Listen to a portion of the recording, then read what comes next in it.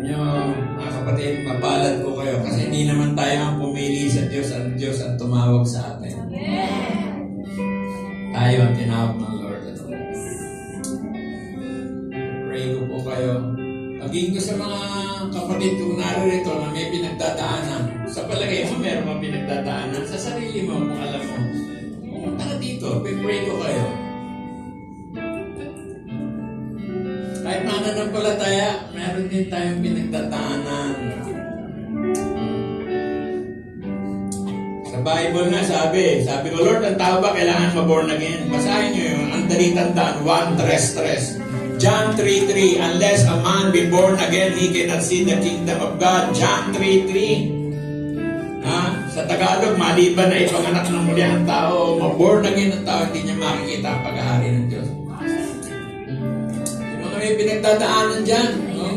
Miski sa Philippines, family nyo, maging extension kayo.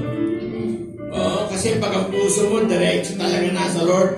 Si Lord na gagawa ng paraan, miski nasa Pilipinas, yung mga kamag-anak nyo, pamilya nyo, mga anak nyo, magulang nyo, aabutin ng Lord yung kasi ang puso mo connected sa Diyos.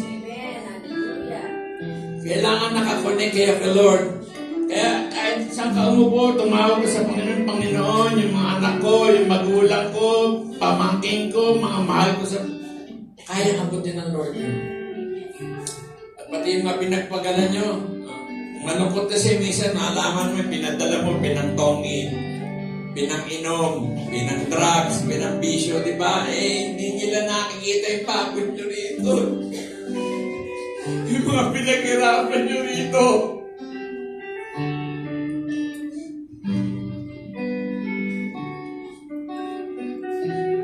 Isa yung tawag ng laman. Pray ko na rin kayo. Maging matibay kayo. Huwag kayo madapadadala sa mga tukso.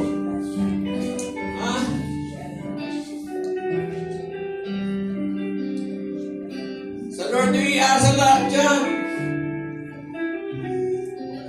Inisip ko, buhay ko, magbabago bang ganito?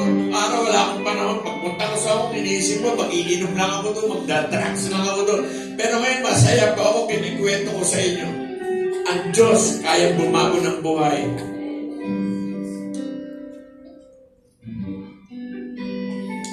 Meron kayong kasama ang Pilipino. Kasi minsan nakakalungkot sa ibang bansa, alam nyo, ang sumisira sa kapwa Pilipino, kapwa Pilipino rin. Ang dami kong pinuntang bansa nagsisiraan pa, di ba? Mali yan. Dapat magkaroon ng malasakit sa isa't isa. Kasi pag tama ang puso mo sa Lord, pati amo mo kayang baguhin ng Lord. Kayang baguhin ng Diyos yan.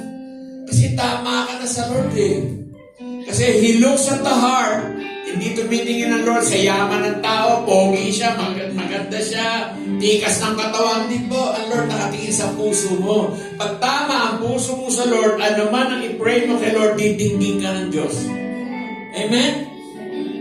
Itiwala mo sa Lord at ang nasa ng puso mo, ibibigay niya. Psalm 37:4. Ang dami mong salita ng Diyos na patutuloy. Yung promise ng Lord talaga. Sabi nga, kung meron kayo inaasahan, inaantay ka, lalo sa mga kapatid kumanan ng palataya, akala mo hindi bibigay ng Lord yan. Alam nyo, never nag-deny si Lord sa promise niya. Pwede na di-delay. Sa dami ng iniintindi ng Lord, minsan na di-delay lang. Amen? We pray. Meron ka katampuhan na kapatid, pinaalala ng Lord sa akin. Ang buhay daw ng tao, sabi ng Diyos, tingin kayo sa akin. Sabi ng Lord sa akin, one time, nanonood ako ng TV, ang buhay ng tao tungkol sa pagpapatawad. Hindi ko maintindihan. Sabi ko, Lord, ano po? Ang buhay daw ng tao tungkol sa pagpapatawad. Kasi kami magkakapalit, marami kami tampuhan. Marami kami tampuhan, pero pagkalap ang daddy ko, parang kala mo, beso-beso pa. Pero binili ng kotse isa, binili niya ng isang condo unit yung isang kap. Marami kami tampuhan. Kaya daddy ko, nung malapit na siya umuwi kay Lord, sabi ko, kasi naawa ako daddy ko that time. Malapit na siya Kinausap ko yung mga kapatid ko. Punta natin dati, kausapin natin. Nandun sa ICU. Sabi ko, Dad, kung ano mang kasalanan namin sa'yo, patawarin mo sana kami. Alam mo, dati ko nakaiyak ang tatay ko. Tapos ikaw naman, Dad, kung ano naging pagkukulang mo sa amin, pinapatawad ka na namin. Iyak ang tatay. Tapos sabi ko, kung pagod ka na, alam ng Lord, marami kang pinasayang tao. Sabi ko, umuwi ka na sa Panginoon. Ako na bahala, kami na bahala. At huwag ka mag-alala sa amin magkakapatid kasi marami kami tampuhan eh. Magmamahala kami, magtutulungan kami. Alam niyo, nag-iyakan pa kami magkakapatid. Nag-iyakan kami. Naalala ko yung message ng Lord na ang buhay ng tao tungkol sa pagpapatawad. Kaya siguro ni-remind ng Lord sa akin to. Kayo po, di ko kayo kilala lahat, pero mayroon di kayo mga katampuhan. Sabi ng Lord, marami silang katampuhan.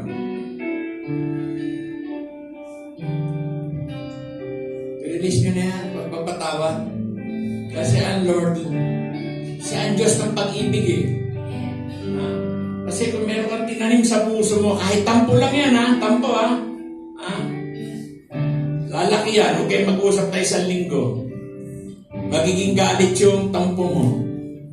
Huwag kayo mag-usap na 1 linggo. Tampo, naging galit. 1 linggo ba? Naging puot na. Puot na, galit. Tampo, galit, puot. 1 linggo pa. 1 buwan na, eksakto. 1 linggo pa. Ano magiging kasunod niya? Sakit. Diyan kayo magkakasakit. Pag tinanim mo sa puso mo yan, lalaki ng lalaki yan. Magkakasakit ka, mag-a-epekto ang puso mo, dugo mo, utak mo, buong katawan, magkakasakit ka. So, message ng Lord binigay sa inyo to. Siguro pinaalala ng Lord sa akin that life is all about forgiveness. Kung meron kayo katampuan, release mo na yan.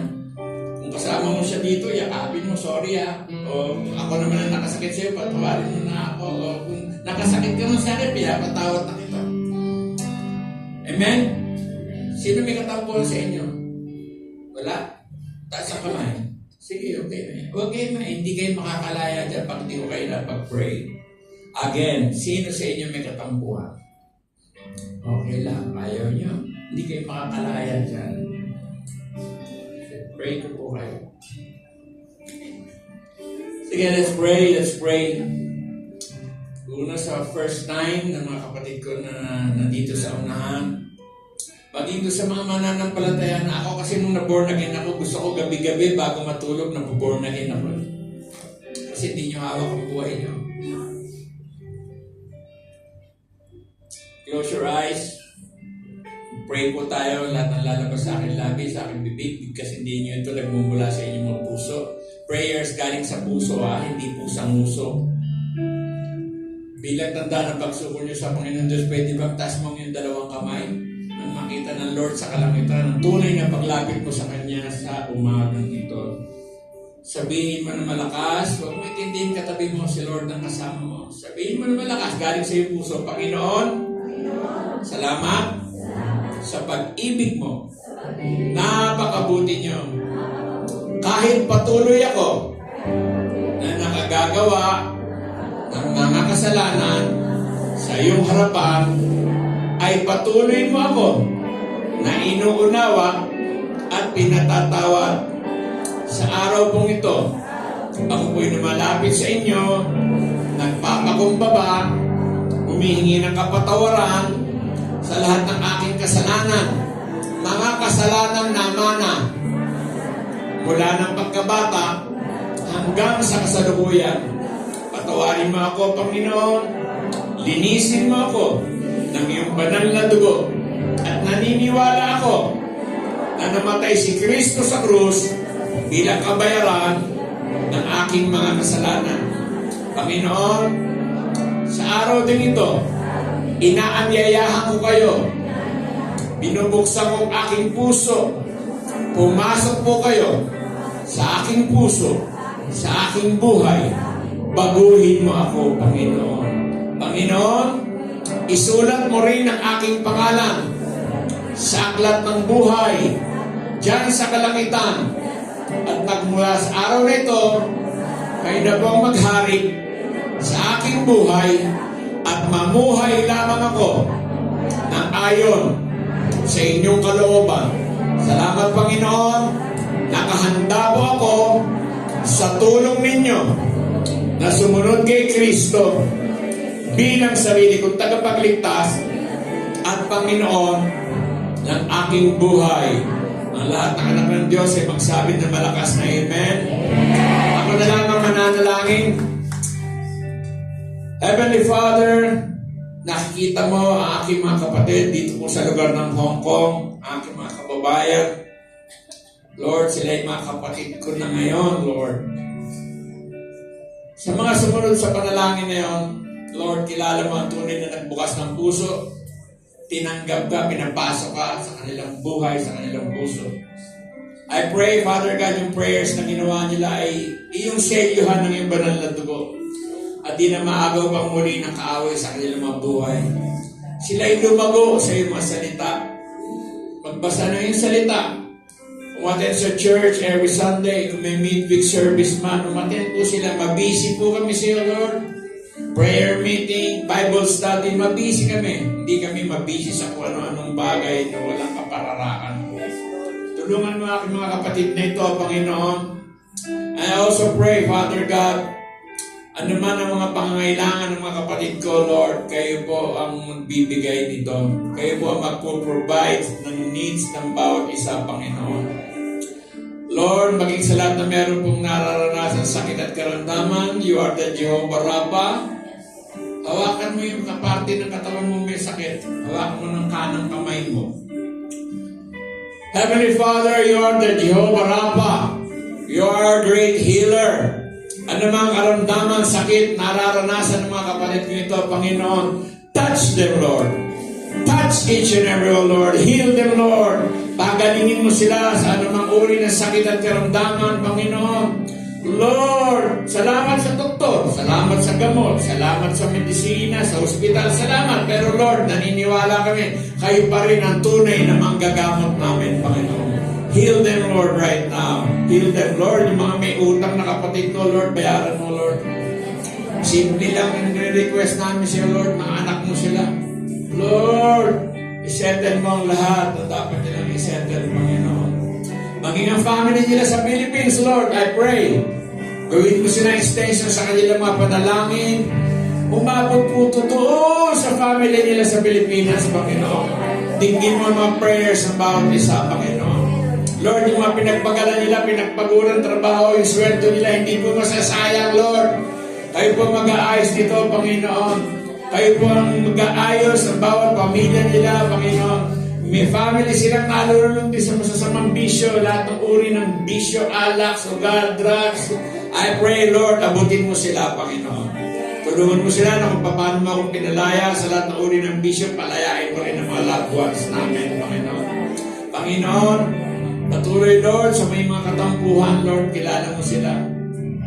Pinaalala mo lang sa akin to, Lord, kasi nga, nangusap ko sa akin, Lord, one time that life is all about forgiveness. Lord, release mo forgiveness sa bawat isa. Palayain mo kami sa tampo, hinanakit, sama ng loob, Panginoon. Palayain mo kami, Panginoon. Maging maayos po ang relasyon ng mga kapatid kong naririto, magmahalan sila, magtulungan. Wala pong magsisiraan. Hindi magmamahalan, Panginoon. Tutulungan, Panginoon, bawat isa. Salamat po sa buhay ng bawat isa, maging ang iglesia ito, Panginoon. Salamat po sa church na ito, Panginoon. I pray that God is alive na patuloy mong palalakihin pa ito, Panginoon. Dadala pa ho kayo ng maraming kaluluwa sa iglesia ito. And I also pray na bigyan mo rin sila ng sarili nilang church. Bigyan mo sila ng sariling church, Panginoon. Hindi po sila mananatiling nangupahan, Lord. Hindi bibigyan mo sila ng sariling iglesia, Panginoon. Yes, O Lord, hallelujah. Nothing is impossible to you, Panginoon. Bless mo rin ang bawat kamanggagawa, music ministry, usher, lahat po na mayroong partisipasyon, kabahagi ng iglesia nito, Lord. I pray for them, continue to bless them and their family and their health, Panginoon. Patuloy na malululusog na pangangatawan ang bibigay mo sa kanila upang kaming lahat ay patuloy pang makapaglingkod sa iyo, Panginoon. Salamat po, Lord, sila din po mga membro ng church. Huwag po sila manatiling membro ng church. I I pray, Father God, sa lahat ng makakausap nila, ibabahagi ka nila. Ikikwento ka nila, Panginoon, wag yung membro lang kami ng God is Alive. Kundi silang lahat ay mayaya din namin na makadalo sa iglesia ito. Mabahaginan sila ng mabuting balita ng kaligtasan, Panginoon.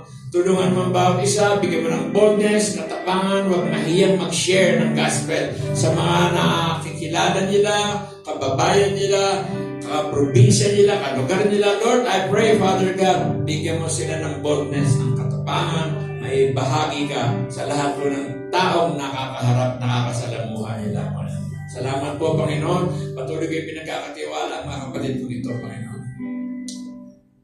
Lord, kilala mo sila, Panginoon. Huwag mo silang pabayaan, Panginoon. Bago po ako umuwi bukas, Lord.